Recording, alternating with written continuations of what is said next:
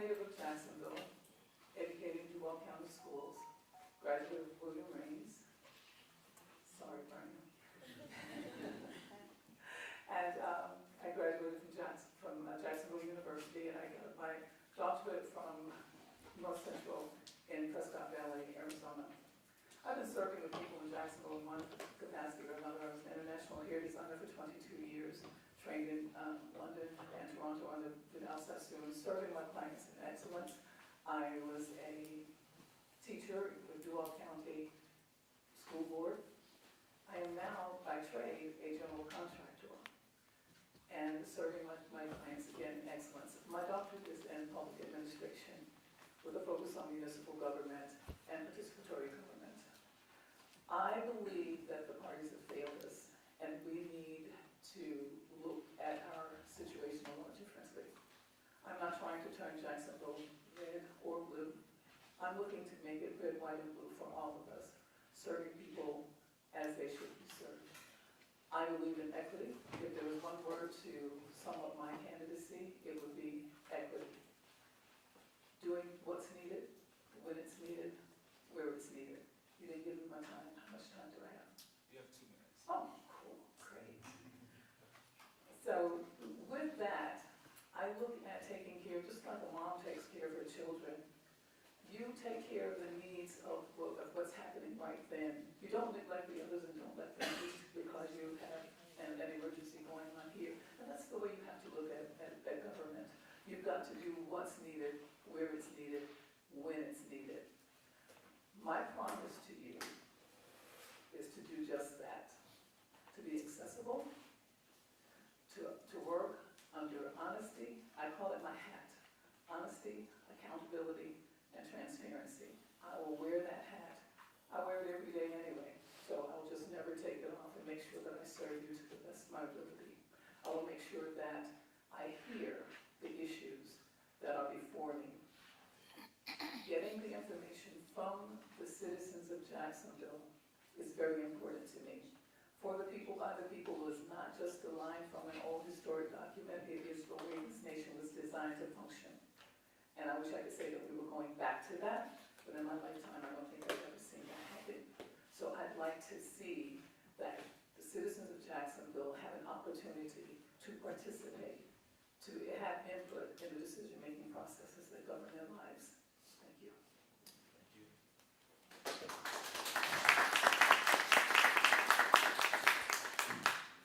And next we'll hear from candidate Donna Deacon.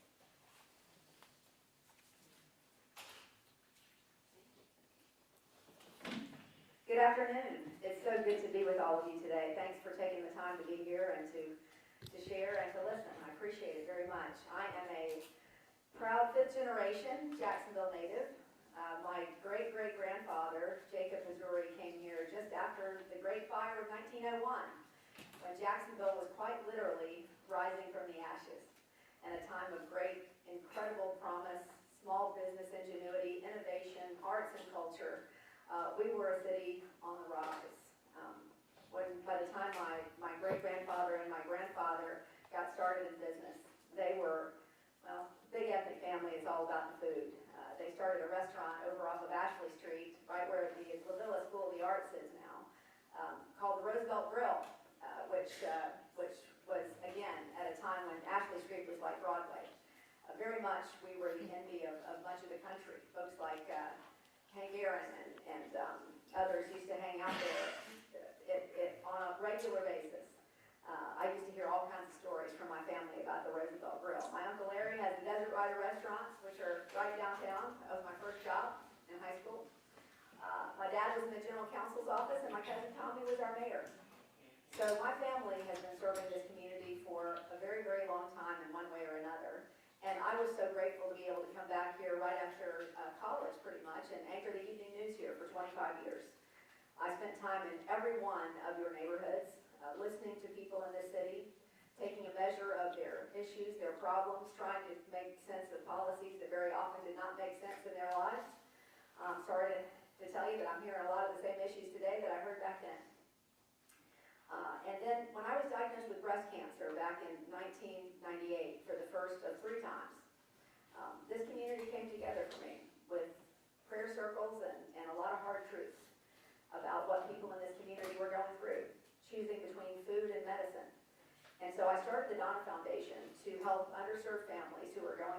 breast cancer. So they could have somebody standing by them to make sure that that financial toxicity did not take over their lives and they got the care they needed. So we have been able to serve 18,000 families in the last 20 years since we started the foundation. Has sent millions to breast cancer research, and I've been grateful that our marathon has had a $60 million economic impact in the city. I have been leading, I have not been a politician, but I have been leading in this city for a very, very long time with the people in mind. I've spent my entire life being a voice for people in this community that very often do not have a voice. And that is why I'm in this race. I am in this race because it is high time that we create a city that finally works for all of us. And the beauty of that is that when we all do better, we will all do better. And I can't wait to show folks that that's how it's going to work. So I'm ready for change for good in this community, and I thank you for the opportunity to share today. Thank you so much. Next, we'll hear from candidate Alfred. Thank you. Thank you for having me out here today. My name is Al Ferrero. I'm a business owner. I've been in business for 38 years. I've been married to my beautiful wife for 33 years this year. I came kicking and scratching to the city council. I did not want to be a politician. I got talked into it by a lot of people who wanted to see some changes to make sure that their money was being used wisely, that we were getting roads and infrastructure. When I got into city council, I found that it was pretty easy to do as an elected office what needed to be done. People wanted to see their representative being just that, a representative of the community. They wanted to see that they were having their infrastructure put in. I was able to get more roads and infrastructure done in 4 years than some council members did in 12 years before term limits. And it's very easy because we have a unique opportunity of all these different organizations in our city, from public works on down, to make sure that these things happen. And as a council member, I was making sure those things were going in. And it really was something I enjoyed doing. So as we got things worked out in District 2, and we were challenging some of the safety issues that we had throughout the city to make our district one of the safest in the district, people were asking me to run for mayor. And I said, that's a way bigger jump than it was for city council. So the same people who helped me get in there as a city councilman were working on helping me get in for mayor. It's a grassroots organization that it's all different groups of people, all different walks of life, all different economics, because no matter who you are, whether you're black, white, rich, poor, young or old, you want to make sure that your tax dollars are being used wisely. That's not happening right now. As a city councilman, I've been seeing how money has been used in the wrong ways, and I've been trying to change that. So as a mayor, I would be able to do that. I have worked long enough in all the different departments in the city to realize how the government works and how it doesn't work. And that's probably the most important, is what doesn't work. Because we have an enormous amount of money in the city that we're spending, and it's not going into the right organizations that are actually working. Is that my ring to go? To get off? Okay, I'll be conscious of the time, and thank you. Got a lot more to say. Thanks.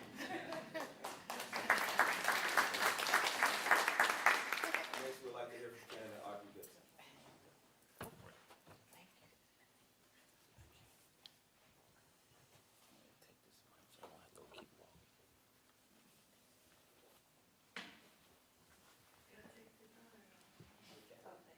Good afternoon, everyone. It is my extreme pleasure to be here with you all this afternoon.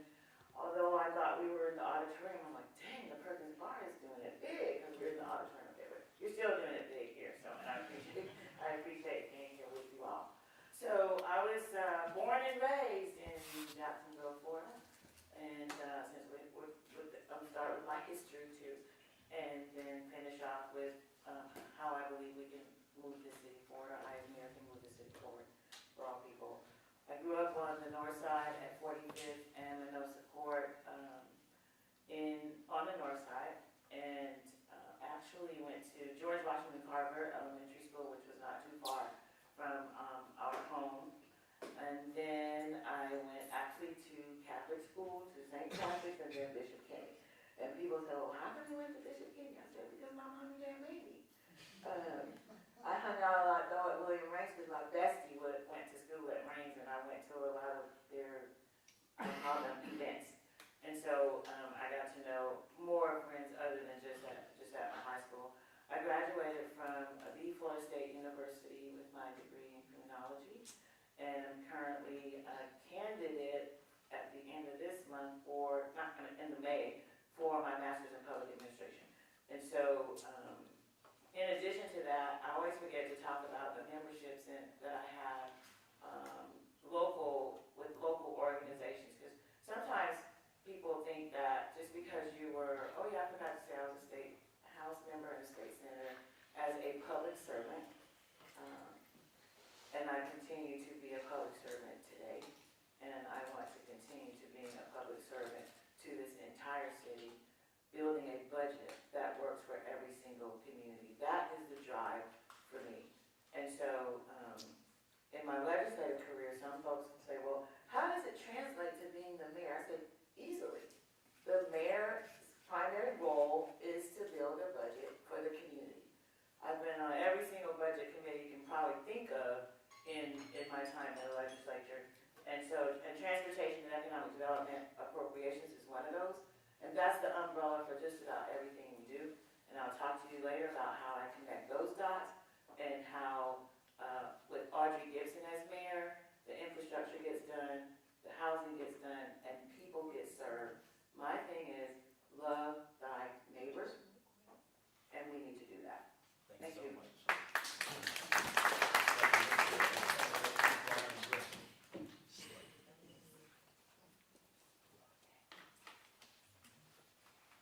Again, candidate Brian Griffin.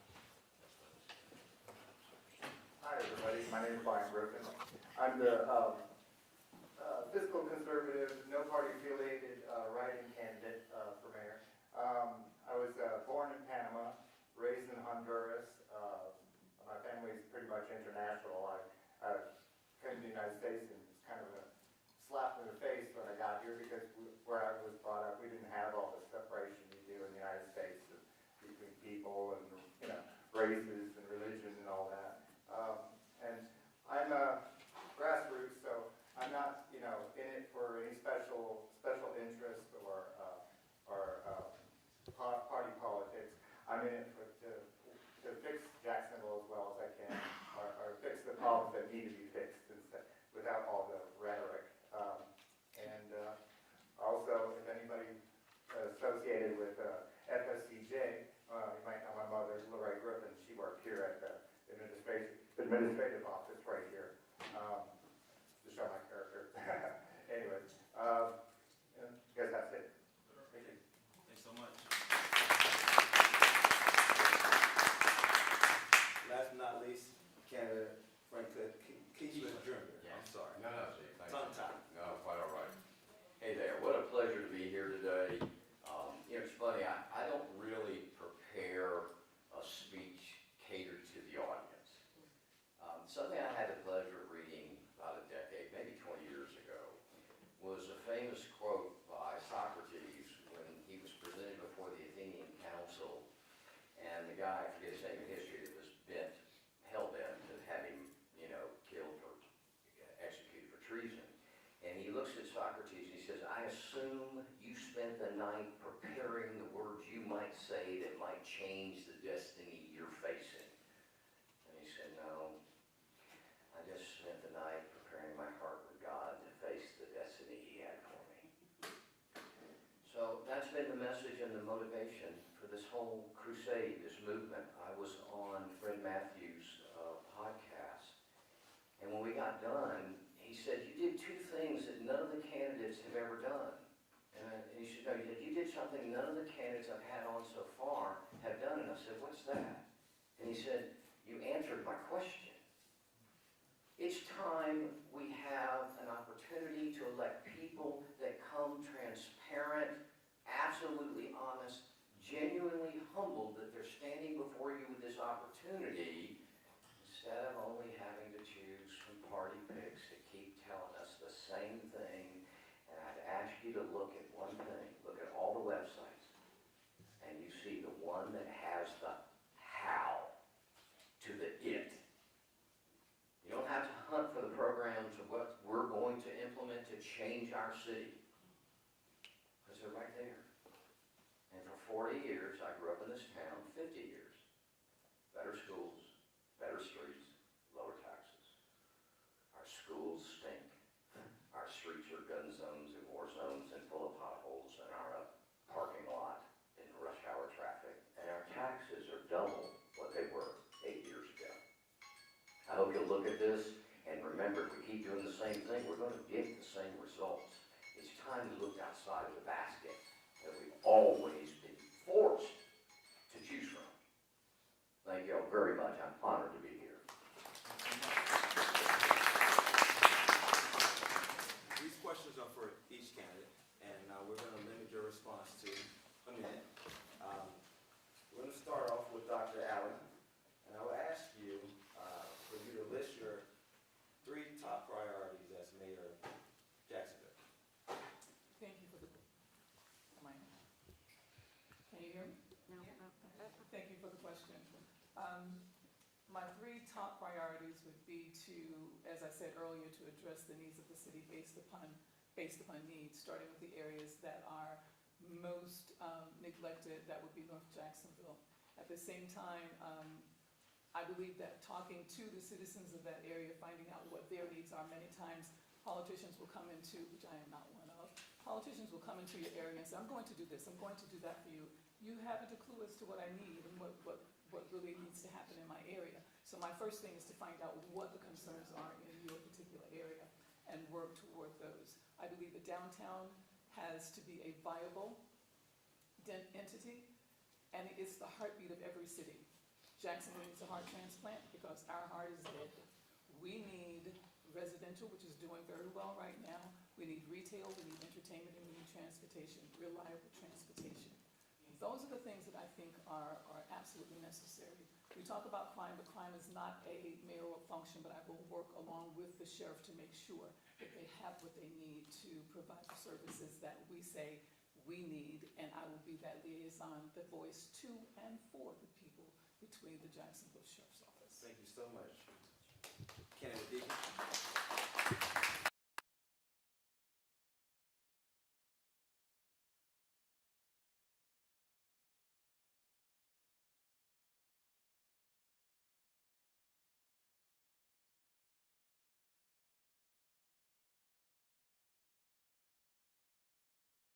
Better, but also change that can last if we do it the right way. The very first pillar of my campaign is infrastructure. We have kicked the can down the road on infrastructure for as long as I can remember in this city. Since the time of consolidation, we have been promising people lights and sidewalks and street lights and fixing the potholes and taking out the septic tanks and everything else. And we have just failed to do any of that. If you look at today's CIP, what we're spending money on, there's not a bit of it that's visionary. It's all just reactionary stuff. But we cannot move forward in this city until we take care of the firm foundation, right? You cannot build your house upon the sand, and that's what we've been trying to do in this city. All the shiny things without the foundation. So we've got to take care of the infrastructure, and infrastructure can mean a whole lot of things. But it starts with making sure that we're taking care of the drainage, the septic tanks, all of those things that we have allowed to fall apart in this city for so long. Second thing for me, and this should come as no surprise given what I've done with my life and what I've seen, is healthcare. I am the only candidate that has put out a 4-point plan to increase access to healthcare. We've got the best healthcare in the country in this city. I think we're ranked number 2 in the country for healthcare. We have the worst health outcomes in the state and some of the worst in the country. So when you're looking at maternal health, when you're looking at infant mortality, when you're looking at all the measures of primary care, we're in the toilet. And the reason is because we don't have good access. I have a 4-point plan for that, which I'm happy to go into. Starts with having a chief health officer that is a public health physician. I worked for a year with folks like Rogers Kane, Sunil Joshi, Jeffrey Goldhagen, and others to come up with this plan, and I'm very excited about it. Number 3 is simply economic. As I said at the very beginning, when we all do better, we all do better. We have a city that has basically had a wall between us and our folks. We don't bring the people inside of City Hall. We don't diversify our boards and give everybody a voice, and we don't bring our small and minority business people into the economy in this city in a way that would move the dial. A lot of people are losing their businesses because they're not connected to what is already available in this city to the well-connected. And when I'm mayor, we're going to make sure that that doesn't happen anymore. It's time to create, as I said, a city that finally works for all of us, and that would be my 3-pillar plan. And just to bring up the crime issue, the reason you don't hear crime in my plan is because you got to take care of those foundational things, and that's how you make an impact on crime. The rest of that is up to the sheriff. I'll be glad to work with the sheriff, but at the end of the day, we need a multi-pronged approach where we're bringing people inside, looking at things like literacy, food deserts, other aspects that affect That is your crime. time. Thank you. I was waiting for you to tell me. I didn't know. Okay, thank you. I disagree a little bit what's happening. One of the 3 things that I'm supportive of is the crime initiative, core functions, and homelessness that are happening in our city. And let me explain why a mayor should be involved with the crime. We have a lot of crime that's happening in the city where people are afraid because of retaliation of speaking up. And that was happening in our district, to where one of the things that I did is I do ride-alongs with the sheriff's office to break that code of silence. We know that there's people doing murders, we know that there's drugs happening, and people are afraid to say something.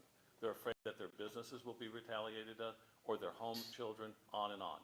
And one of the things that I've done is go out there and talk with the people.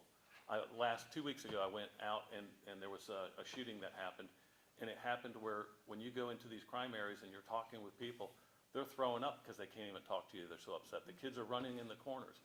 This is a problem that we have citywide. In some areas, it's worse than others. So that's the first thing. The second things are core functions. The roads, the infrastructure, all these other things that have been put aside because they have not been a priority. We have money here to do those things. And I said at the beginning, I have found a way to make sure that we get these things done in my district, and I'll do these things throughout the city. The homelessness problem that we have in our city, a lot of people don't realize that we have people getting dropped off from other cities into our city right now. And it is encroaching on people's apartments, on their homes, in their neighborhoods, all these other things. As a mayor, we are putting money into nonprofits. We're putting money into other elected officials' pockets instead of seeing what's working and what's not working. As a mayor, if it's not working, I'm going to change the direction and go into a direction that it needs to be. And that's one of the problems that we have not been able to do, because we have elected officials who are getting money from your taxpayer dollars right now that are involved with all these different items with homelessness. And we haven't been able to pull the plug. So one of the things I want to do is make sure that we put them in an area to where it's actually working, that we have a return on investment so that we can develop downtown and also development in other parts of the city, that it's good development going in. I'm sorry. Thank you.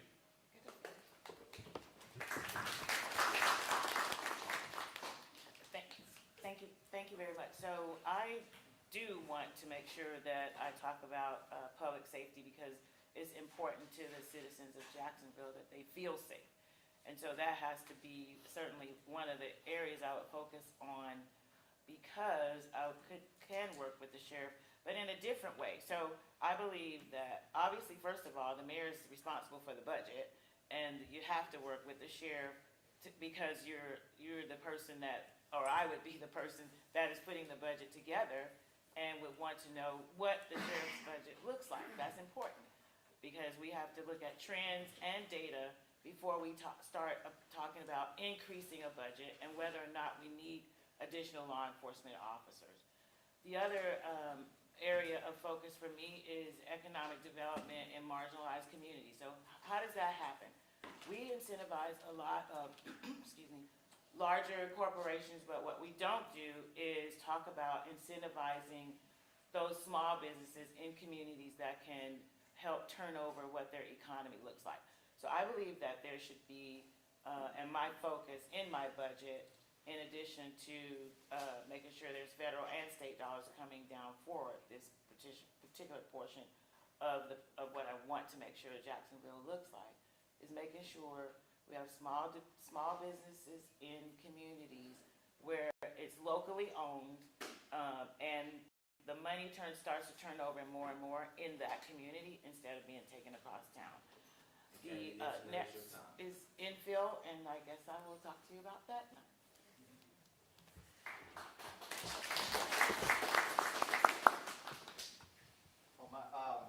I guess I have 5, but I guess my top 3 would be crime, storm resilience, and readiness, and affordable housing.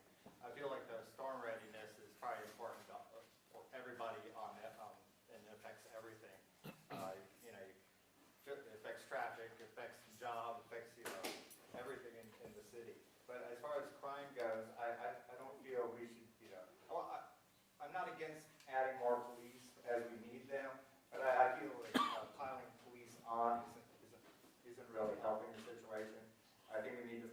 other solutions in areas where there is high crime.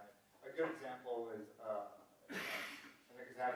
and they did a study in New York with 80 public housing developments with high crime, and they just added streetlights to the areas, and it reduced crime by 39%. And I'm thinking, why wouldn't you do that here? You know, and this is one idea. I have other ideas for that one in limited time. With the storm resilience, we really need to fix. You know, we have water. We have water. Did I do that? Did I cause that? No, I think it's just the Okay, mic. sorry. Our storm resilience is 50 to 100 years old, and we need to stop the river from coming onto the land. And that's one of the big problems with storms here. Is not so much the flooding on land as much as you have water coming from the river and adding to that flooding. And Candidate Griffin, that is your time. Okay, thank you. That's right now? Okay. Yeah, it's kind of rainy. I mean, I could do better like this. Anyway, I didn't mention in the minute I had or two to introduce myself, but I hold a bachelor's in accounting, a bachelor of science, social science and accounting with a minor in economics. I have a law degree with honors from Cumberland School of Law, and I have a master's of laws in taxation, and I'm a few hours short of an MBA. The reason why I say that is because in my career, I spent a lot of time and had a lot of engagements where I was hired by creditors or shareholders or competing interests in an enterprise to be a turnaround expert, to come in and change the course of this entity. And I can tell you that not one company that I came into was there just one problem. In fact, there were always a plethora of problems, and the problems didn't occur last week. Like Franklin said, you know, we don't lose freedom by all of a sudden some sudden usurpation of our liberties. No, it happens slowly over time until the public square has been raped of its liberty. And so I say to you the same way, we got here in 40 years of bad management. If anybody stands up here and tells you they're going to change it paradigmically in a year or two, getting it on the right course in a year or two, yes. But if anybody promise you you're going to see changes in 24 months that change paradigmically our city versus the direction of our city, well, y'all are just used to getting told a pack of lies and buying it one more 4-year term. Because for 40 years, 50 years in American government, we've been promised. They get up here and talk about it. We've been promised sidewalks, promised roads, promised this. So look at the ideas. I have the clear ordinance. The most important thing is we find out where we're spending $7.5 billion, over $1.6 billion discretionarily. And Candidate Keesler, that is your time. We're going to stay down with you. I want to ask you this question. Okay. You're elected mayor. What is your immediate plans, your immediate steps to address the homelessness issue? Well, as I said before, there are 3 types of homeless people in this country.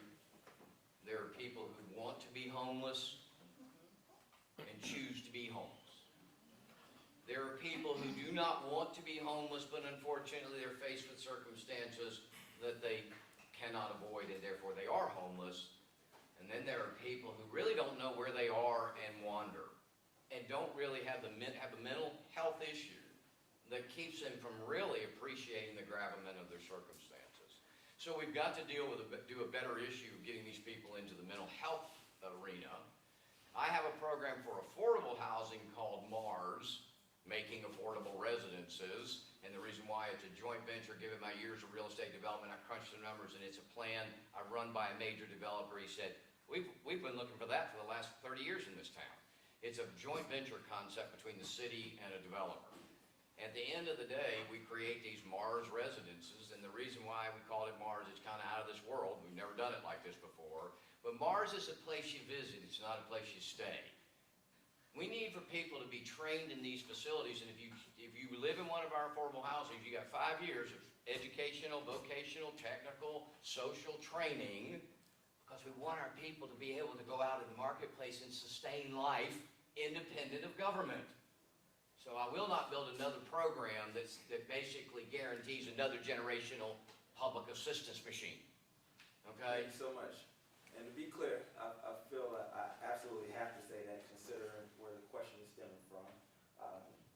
Homelessness and affordable housing are two separate issues. Yeah, I know. We're going to address, hopefully if time permits, the issue of affordable housing. I'm asking this question specifically regarding homelessness. Again, I believe Mr. Ferrero made the correct point. We've got an influx of people that are not even from here that are being dropped off here, and we're flooding our streets. I think we've got to come up with a compassionate means to get them off the street. I was all in favor, plus there were plenty of laws already that told people you can't panhandle in a state road. I mean, there's already laws on the books, you can't be in the middle of median in a state road panhandling. So the fact that, it's a dangerous situation, it's not an eyesore, it's not an issue of, this looks bad on our community. It's an issue of, you got a person standing on a 30-inch wide median with cars going past him at 50 miles an hour. And Kennedy, that is your time. Thank you. I'm Moving sorry. forward, we'll ask you to address both issues, and you have 2 minutes. Address both, Yes, sir. affordable and, Please. okay. As far as the homelessness, I mean, it's gonna be hard because we, already have a shortage of homes and housing in this city. But I feel as far as people that are just on hard times, that we need to find, some kind of place for them to live, not in a shelter. I'm talking about a real home where they can feel safe, wake up, take a shower, go to work, and get themselves back on their feet. But it's like I said, it's going to be a hard one. If I become mayor, I would be able to see better what we have to work with and go from there.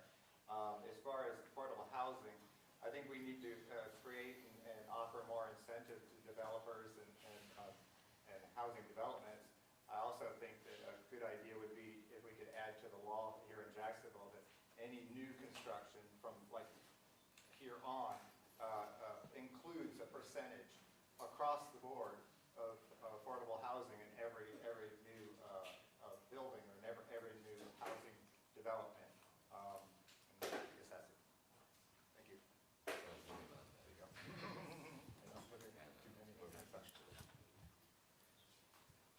Mr. Moderator, Yes, ma'am. if I may, before we end this session, and you go through all of these people with your prepared questions, Yes, ma'am.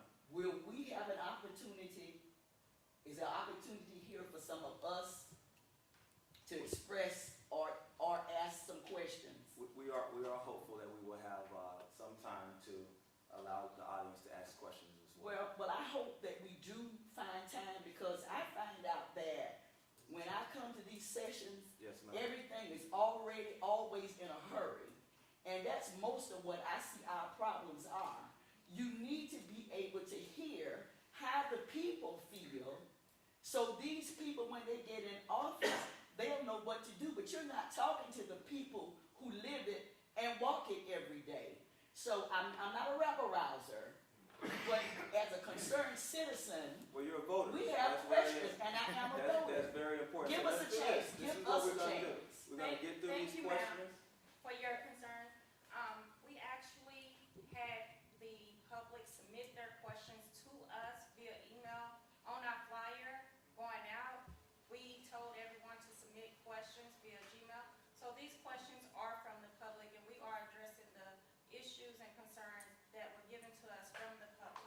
One of the things is, you have so many people, especially seniors, who don't have the ability or the access to respond to what you're doing.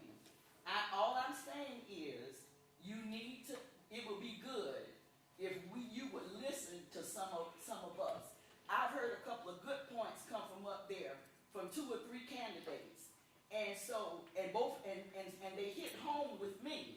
But I wish that you all would listen to us, and when you tell me thank you very much for your question, that makes me think you're tired of what I have to say. No. I But agree with you listen, 100%. Give Let's us, take give our time. your citizens Let's hear from an them, opportunity. and then let's extend it out if time permits. I would enjoy that. Make So, the time, make the time. Candidate Gibson, affordable housing and homelessness. You have 2 minutes. Thank you very much. Let me do homelessness first. And so, the issue of homelessness is not what the eye necessarily sees. We see people, and I don't believe that people are being brought to our city and dumped off. That is certainly not the case. What I do understand about homelessness is that it is multidimensional. The mental health issue may be a part of the issue. There's also the issue of domestic violence, and there's also the issue of people losing their homes. The other thing that I see are seasonal, because I come downtown a lot, and my building there at Union and Ocean is kind of a gathering area for those who may or may not necessarily be homeless. They may be looking for companionship and compassion in a group of people. And so we shouldn't think that people are homeless because they were put out of someplace or because they just don't want to have any responsibility. There are multiple issues related to the homelessness issue. And where I was going with my other point is I think there are seasonal visitors who do come to Jacksonville. And I've talked to some folks who were homeless, and they're looking for warmer weather, and then they go back to where they actually do live, per se. The mental health issue is extremely important. So I believe in a continuum of care for those who present themselves who appear to be homeless, and so that we can deal with all the issues that, as much as we possibly can. Because some people do not want to be interfered with anyway. And so we have to look at it from that perspective.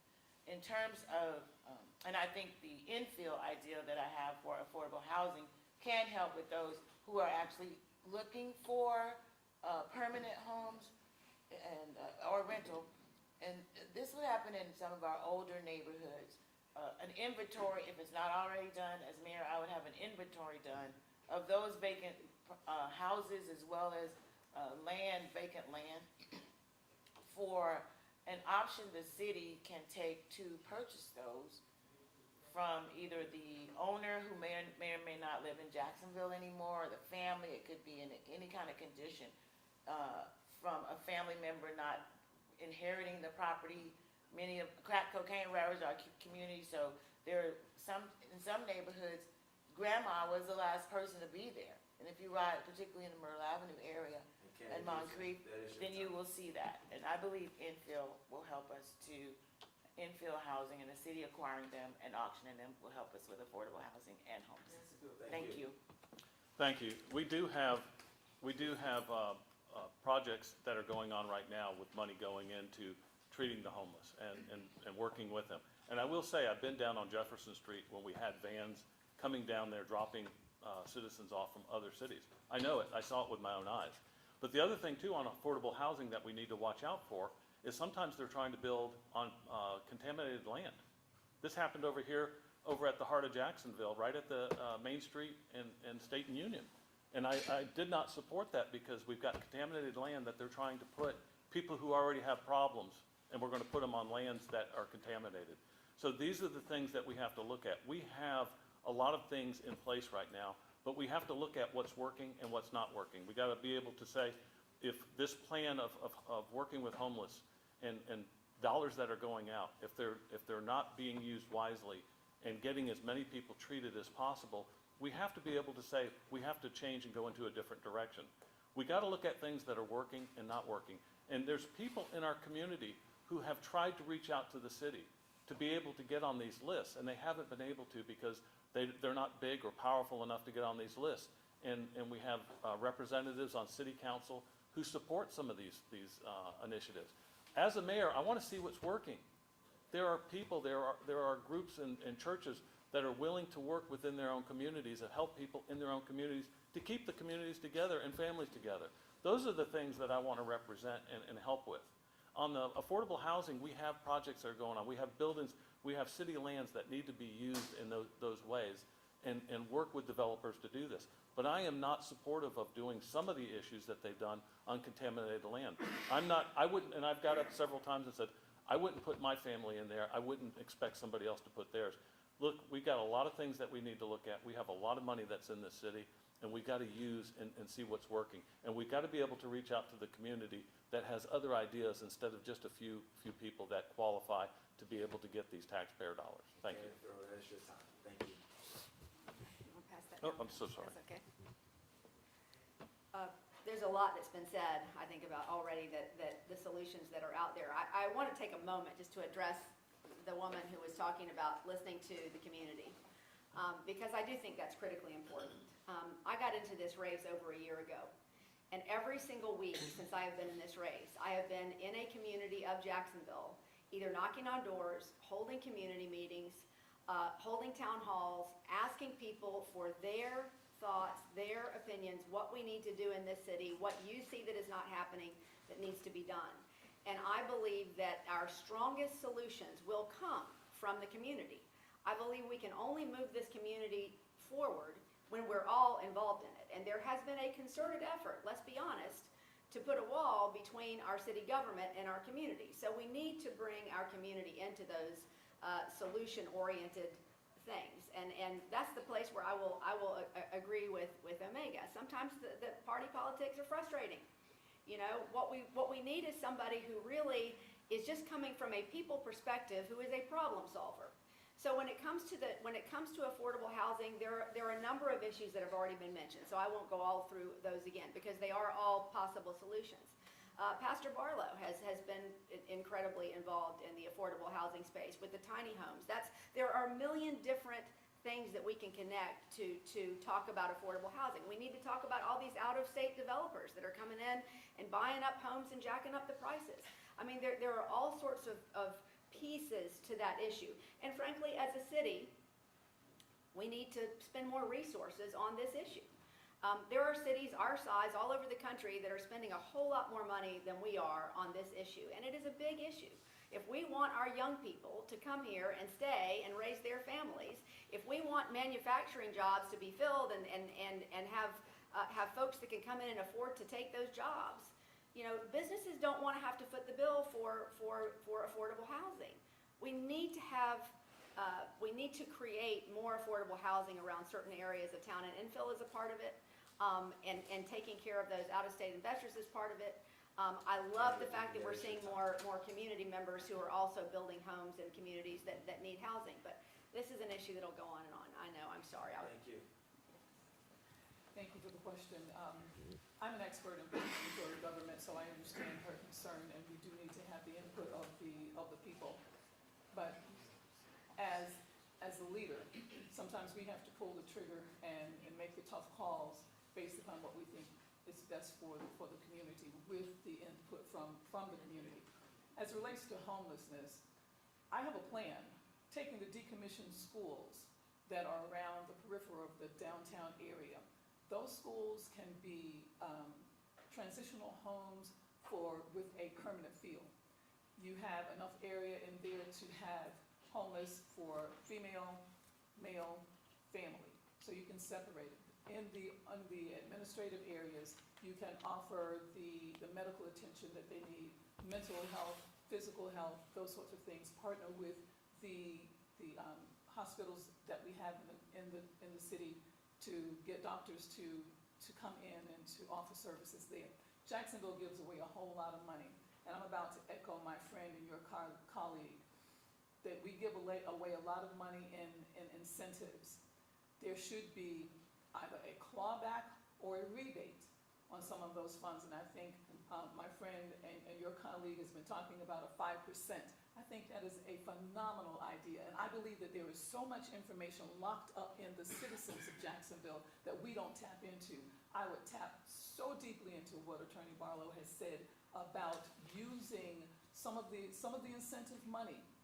What is 5% of $1 billion? And not that we're giving away $1 billion to everybody, but what is 5% to come back, and that be a clawback or a rebate back to the homeless situation and be able to provide sustainable homes, permanent homes for some of these people. Now, as it relates to, and I don't have time to go into all of it, but I suggest that you listen to him. He sounded like me, and I told him, I says, oh, those are so many of the things that I think. So listen to his broadcast if you have not, because that is the way that we can go to address the homeless situation.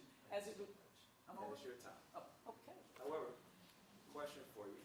If elected as the next mayor of Jacksonville, how will you remain accessible to the citizens of Jacksonville after the election? I will have an open door policy. You know, there are rules and regulations on how that works, but I'm looking at something like Monday with the mayor, where you go through the process of getting on board to come in, let's talk about it.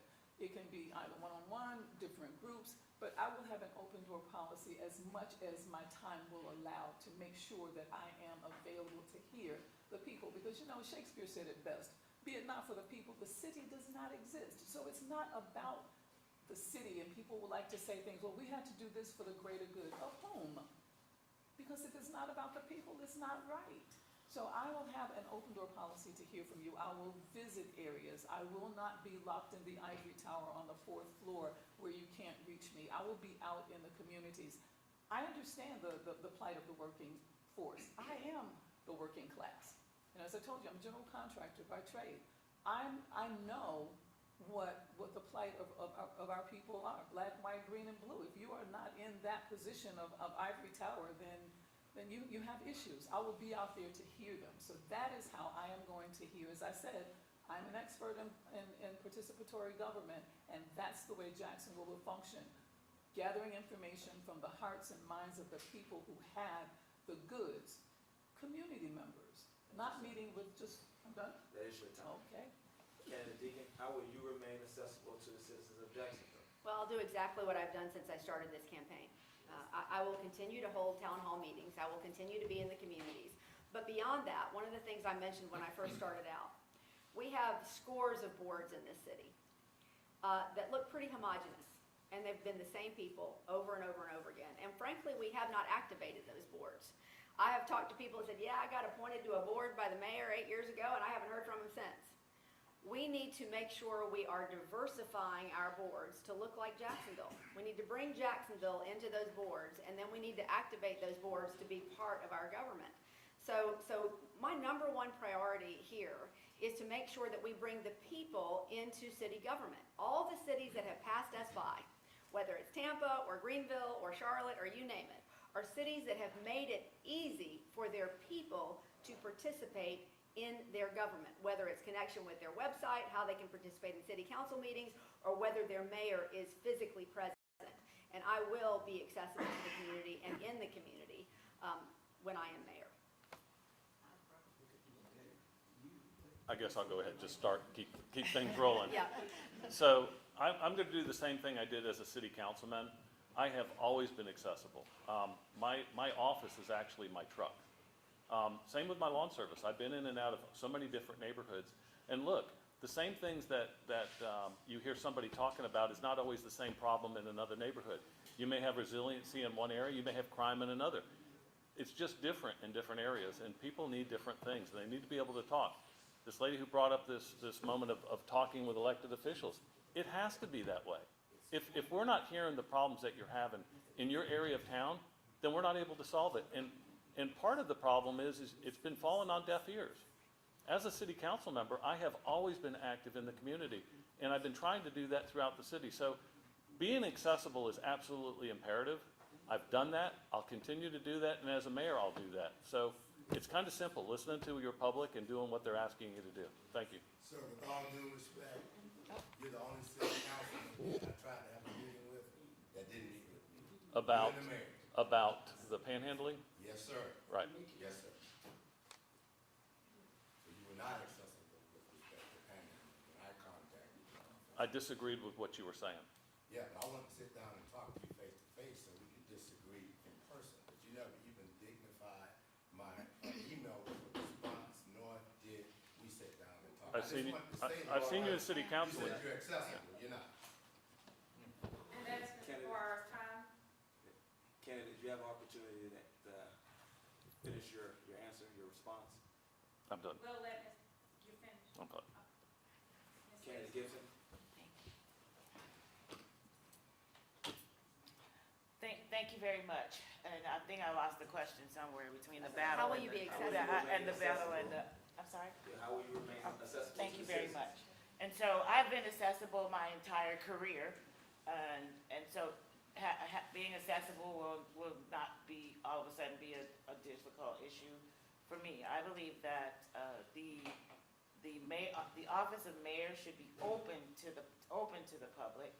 Obviously, there are administrative responsibilities, so working out the times, and because I believe multiple quarterly meetings are essential, of course, those that are more necessary in the community can happen as well. I will first of all leave out of City Hall, because I'm very much engaged in the community, as I always have been, in having town hall meetings that dealt with law enforcement issues, town hall meetings that dealt with health issues, town hall meetings that dealt with insurance issues.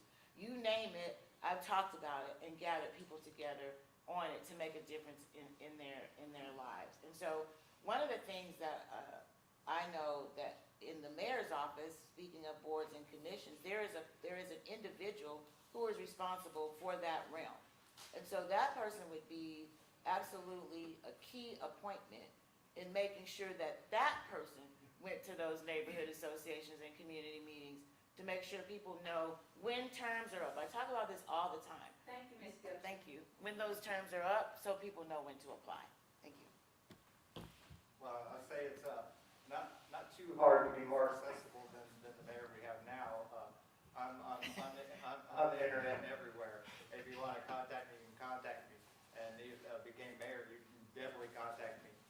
If our present mayor, if you go online and try to comment about anything he has to say, you're not allowed to say anything unless he has added you to his friends list. I mean, so that's talk about lack of accessibility. But I'd be willing to have more city hall, city meetings. I would be more willing to meet with anybody that had any opinions, whether I agreed or not. And I mean, I'm running for mayor with no ambitions to be anything else. I'm running to help fix Jacksonville, and I'm working for you, not for me. So that's what I can say. Kennedy Keesler. When I practiced law, it was just almost a theme in my office from my staff and even my ex-wife, and that was, why do you give away so much of your time? Because it was a calling to me to be a lawyer. It was a call, I wanted to either be a lawyer or a preacher. I thought there were callings on a man's life, so I've been accessible to people because, as my father used to say, the only thing that matters on this planet are people. But remember, the only problems you'll ever have involve people. Yes. And the next words out of his mouth were, I suggest you love people. So as far as accessibility, the press in the interviews I've given, it's really kind of falls on me rather strangely because it's so foreign to my wiring when they say to me, what will be your accessibility? And further, what's your philosophy on the people's access to the city records? And I said, that's like asking me, what's your policy on you having access to your home, Mr. Keesler? I don't have one, because it's my home. It's amazing we've created a culture where the people of this city feel like y'all can't get to what belongs to you. It's your records, it's your mayor, and at least once a quarter I'll have a mayoral meeting in every 5 of our 5 districts, and I'll spend 1 day a quarter at least with the people of Jacksonville. How do you manage your time? Oh, I'm used to doing that. Kennedy We've been Keesler. sharing mics. Kennedy Keesler, question for you. Oh, yes, sir, sorry. What would your budget priorities be? The first thing is to find out what's in that budget. One of my favorite and most important initiatives when I'm mayor is going to be the CLEAR ordinance, a comprehensive local examination, audit, review, recommendation, and restructuring. We have to find out where we're spending $7.5 billion. Do you know just 2 years ago, less than 2 years ago, we were 6 months away from having our state funding cut off? Bet y'all didn't know that, did you? Because our current mayor was almost 2 years behind in getting audited financials to the state of Florida. And under our, sharing constitutional statutory construct, we get money from the state based on conditions and programs. And you have to turn in financials every 2 years. In fact, you're supposed to turn them in every year, and they give you a grace period. We were 6 months, maybe 4 months away from having our money from the state turned, shut off. So my most important issue is gonna be finding out where the money is, because on a $1.75 billion discretionary budget, if I just find 5% waste, that's $85 million. That is your time. Kennedy Griffin, your budget priorities. Well, I completely agree with Mr. Kiesler. We need to audit everything here. I mean, there's some spending that's just really ridiculous. I recently read that part of our budget this time around was $300,000 to pay somebody else to run the chamber so that Daniel Davis can run for mayor. I'm thinking, why are the taxpayers paying $300,000 extra for something like that? I mean, we really need to check out what we're spending stuff on, audit everything, find where the waste is, get rid of it, and we can put that money towards other things. We don't need to add more taxes or add, if we're gonna spend more, we can find money in our budget already. Thank you. Kennedy Gibson.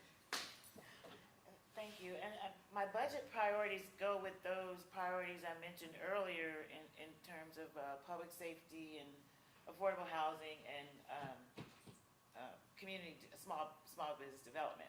And so the first thing as mayor is, when you get elected mayor, is to develop the next budget. So I first of all would look at what's called a comprehensive annual financial report, the CAFR, to see where we were and what the current condition is of our budget. Because we can talk about funding this, that, and the other thing, but if you don't have a grasp on where the money is, where the money comes from, and how to put together a budget, and what the priorities are, then you're nowhere. And so you first know where you came from. So I talk about the budget as those things we have to do, as public safety and debt service. Those things we want to do. That's where the discretionary funding part comes in, and then funding sources to do all of that. Thank you very much. Thank you. Thank you. The three priorities I mentioned, I'm not going to spend any more time on that. One of the things that I do want to spend time on is talking about a division that I would start up through either the JEA or the Public Works Division on septic tank rephase out. That is something that's going to happen over a period of decades. It's not going to happen over the next couple of years. We've talked about doing the 6-cent gas tax so that we would have the money available to do that throughout the city. So what I would do is I would make sure that we started off a division that is going to employ our own kids, and that's going to have septic tank rephase out. That is going to be part of the city, either in the Public Works Department or in the JEA. This is something that would employ our kids. It would actually show them a trait, and it would be part of something that would go on for a couple decades. The way we're doing it right now is ineffective, and it's costly. We need to have something like the JEA that would take this over to where we're not piecemealing it out, because like I said, this is something that's going to be going on for decades, and this is going to be a very expensive bill on the city, along with all the other things I was talking about with crime, core functions. Thank you. Thanks so much. Kennedy Gibson. Thank you. Well, budget priority for me is I'm going to go back to my top pillar, is infrastructure. We have a city that is literally crumbling. We're a city that's basically built on a swamp, and we have hundreds of waterways here that other people would call rivers, that we call creeks. We have bridges that are falling apart. We have roads that are falling apart. Our drainage, it doesn't work. We have septic tank issues. And we have literally just kicked the can down the road on those year after year after year, and then act like we're going to throw in a 6-cent sales tax and that's going to take care of it. It's not. I mean, that is absolutely true. We've got to be very, very intentional about our foundation, and I'll tell you, resiliency is going to be a big part of that. We're all excited about the downtown. We're excited about investing in our underserved communities. At the end of the day, we don't take care of that resiliency piece, which has a lot to do with infrastructure, and the rest of it's not going to matter a whole lot. Because if you've got a small business and you're sitting in the dark underwater on a street that nobody can get to, it's not very helpful. So we've got to take care of that piece. I put together some of the best minds in the financial field to make sure that the first thing you do with the budget is rebudget. Rebudgeting is when you look at what is and determine whether or not the funds that are allocated are functioning as designed. If they are not, then reallocate those to areas that are needed. We know all of the needs that have been enumerated by all of my opponents. Looking at those needs, we have to look at where the dollars are. Once we reallocate, then we can determine where the money is needed most. As it relates to tax monies, the funds that are generated in different areas. You talk about the tax, the gas tax. As you know, taxes are higher in North Jacksonville. I mean, gas is higher there than it is anyplace else. So you pay more in that pot than do the citizens on the other side of town. So those, we have got to make sure that in my budget, that when those revenues come in from different areas, those dollars remain in that area and they are used to address the issues that are in that area. Thank you. Thank you guys so much. We are out of time, fortunately. I know we look forward to hearing more from these candidates. I believe that there is a debate Wednesday. There's one next that's, Wednesday. Oh, I should mention, I'm not included in the debate. I wasn't invited, so if you don't see me there, I didn't skip it. So let's give them a round of applause, guys. Can we take the lady's questions or question if she has? Madam President. Why don't we all just hang around for anybody who has questions? Yeah. Well, why don't we all just hang around for anybody who has questions? Madam President. Let's just, I'm happy to hang around to answer anybody's questions. No, I'm happy to go out and just talk to people. It's fine with me. Okay, so with that being said, we're gonna go ahead and conclude the meeting. These candidates actually are gonna stick right up here and stick around to hang out with you guys. They'll be here for another 10 to 15 minutes to address any questions or concerns. So you're more than welcome to go ahead and ask your questions, and they're right here to answer them.